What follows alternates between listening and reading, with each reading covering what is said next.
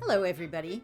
This is Andrea, and today I want to talk to you about the travails of Dana Nessel, the very, very hard-left Democrat Attorney General of the state of Michigan. She is also the first Jewish lesbian Attorney General of the state of Michigan, and one of the first lesbian attorney generals in the U.S., which apparently is supposed to be a big selling point for her in the Democrat Party. She was very popular, but things have changed, and she has now learned a hard lesson about the people with whom she has chosen to align her political fortunes. So I'd like to introduce you to Dana Nessel before I get to the hard lesson she learned today. So I'm going to take you through Dana Nessel's political stances over the years on obviously gay rights, on race, on the Republicans whom she despises, and of course on Islam. So let me get started. There's a lot to cover here. If you're watching this video, what you see on the screen is Attorney General Nessel issues statement on the death of George Floyd. And I should add that as an Attorney General, she later kind of tried to walk things back a little by saying, and cops need to be respected, but basically, this is her statement. I have struggled to find the right words to describe the disappointment and frustration I feel in knowing that George Floyd's life was taken from him at the hands of law enforcement in such a terrible yet preventable way. I'm going to inject here for a minute. Sane people understand that the preventable way would have been for George Floyd, A, not to commit a crime, and B, not to resist arrest. However, of course, that's not what she means. So getting back to her statement. But what further angers me is that this behavior is far too common. We've seen the same dynamic play out in cities all across this nation for people like Eric Gardner, Sandra Bland, and Stefan Clark. And while I know there is good in the work done by so many individuals who truly serve and protect their communities, I must recognize the pain that the Black community and other communities of color continue to face.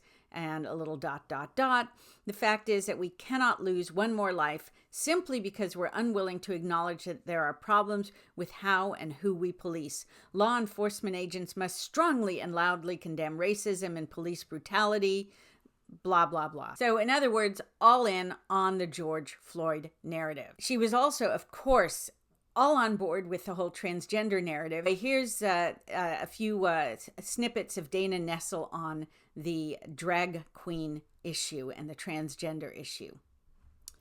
In 2022, she joked about a drag queen for every school. I'm quoting from the Detroit News. Michigan Attorney General Dana Nessel spoke out Wednesday against what she described as quote, fake issues, unquote, that are dividing people, saying, quote, drag queens are fun, close quote, and quote, make everything better, close quote. Quote, you know what is not a problem for kids who are seeking a good education? Drag queens, Nessel said during a speech that primarily focused on education at a summit in Lansing hosted by the Michigan Department of Civil Rights. Quote, drag queens are entertainment, she said. And you know what I'll say that was totally not poll tested? I'd say this, a drag queen in every school. And then snip, snip, snip. Not referring to drag queens, I mean to the article. Drag queens would lift kids up when they're having, quote, emotional issues, quote, the Democratic Attorney General said. That wasn't the end of it, of what she had to say on the subject of drag queens, or at least on transgender. What you're seeing on the screen is an official statement from February 2025 after Trump took office. Attorney General Nessel stands with transgender military members in challenge to President Trump's discriminatory executive order. You may remember he said that transgender didn't belong in the military, the subtext being that they're mentally ill. And so it opens by saying that she had joined a coalition of 20 states suing the federal government. The quote from Nessel is, everyone who puts on a uniform to protect our country deserves our respect and the opportunity to serve. Banning transgender people from military service is not only discriminatory, but is also harmful to our national security and unconstitutional. Service members and those inspired to serve should feel respected, welcomed, and valued regardless of how they identify.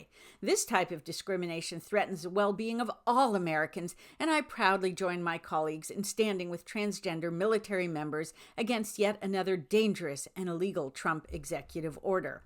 Here's a tweet from 2020 during President Trump's first re-election campaign. AG Dana Nessel kicked off her Democratic nominating convention by comparing President Trump to Adolf Hitler before joking, "Hitler, by all accounts, could read and write, and he also was brave enough to serve in his nation's military." Did I mention that Nessel is Jewish?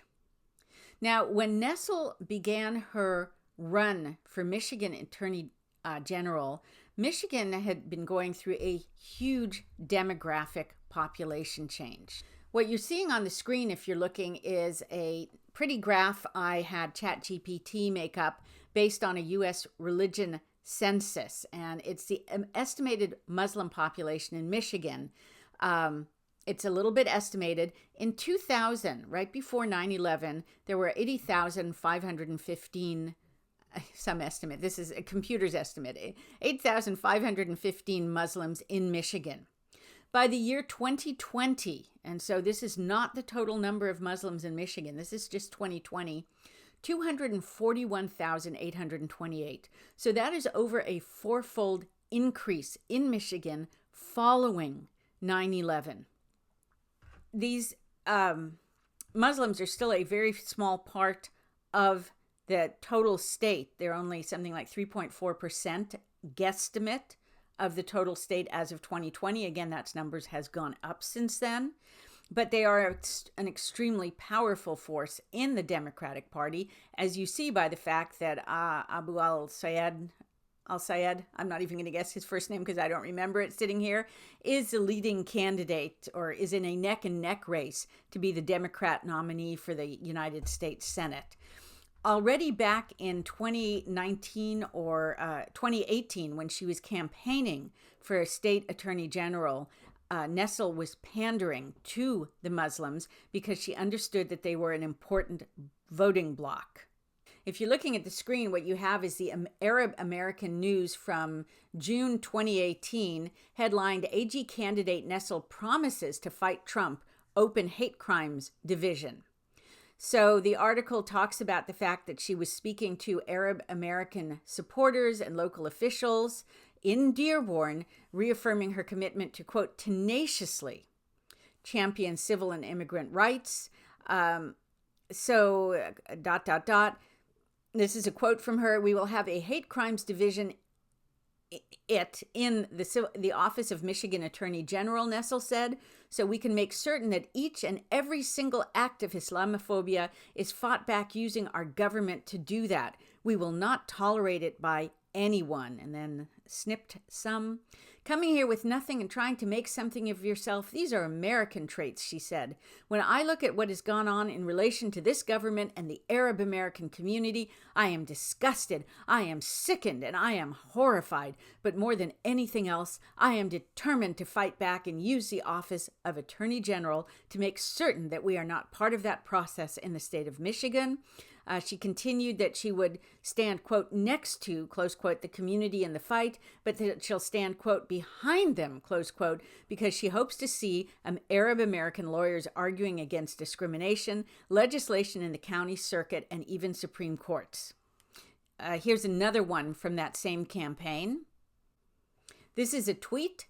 "I condemn the SCOTUS opinion upholding travel bans in the strongest possible terms." These were the travel bans against Muslim majority countries that sent in a huge number of terrorists around the world.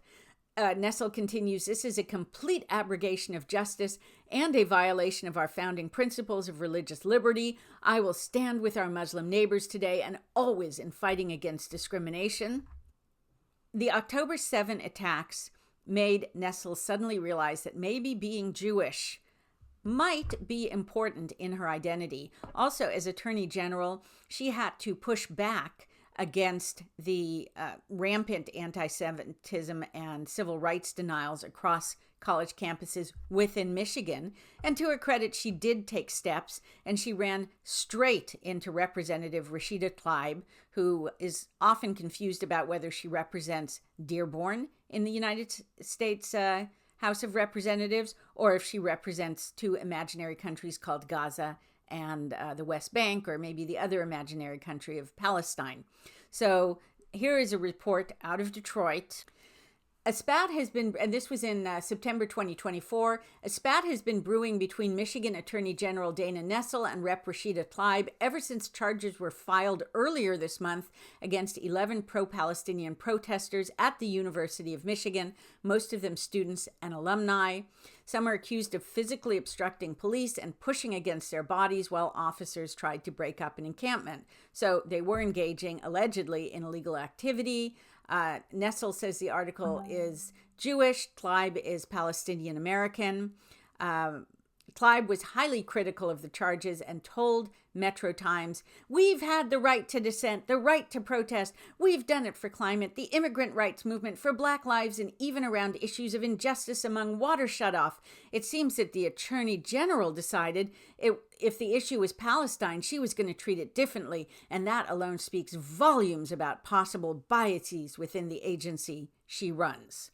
So what Tlaib did was say, hey, she's fought side by side with us on every one of these radical leftist issues, but now she's putting the brakes on. And Nessel came back with, hey, it's a law. Campuses, quote, should not be lawless. What is a crime anywhere else in the city remains a crime on university property. And then she, apparently there was a cartoon in the National Review that implied that Tlaib sympathized with terrorists, which really, I would say that implication was correct, since Tlaib supported what happened on October 7th, which was an act of gross and mass terrorism. So yeah, sympathizes. The article continues. In a posting on X, Nessel wrote, "Rashida's religion should not be used in a cartoon to imply that she's a terrorist. It's Islamophobic and wrong.